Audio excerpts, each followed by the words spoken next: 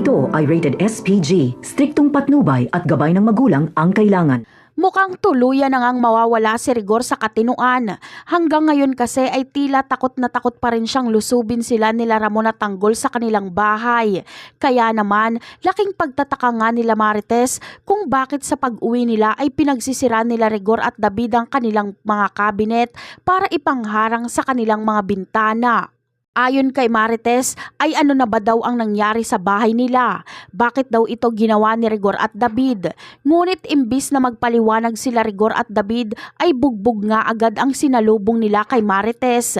Galit na galit nga itong si Rigor nang makita niyang laya na si Marites. Bakit daw ito nakalabas ng kulungan? Siguro daw ay si Ramon ang nagpalaya dito. At dahil masyadong paepal itong si David ay mas lalo niya ngang ginatungan ang galit ni Rigor sa nanay niyang si Marites. Ayon kay David ay malamang daw ay si Ramon ang dahilan kung bakit nakalaya si Marites dahil kabit ito ng nanay niya. Kaya dito nga ay mas lalo lang nagalit si Rigor at hindi niya na napigilan ang sarili niya na saktan si Marites.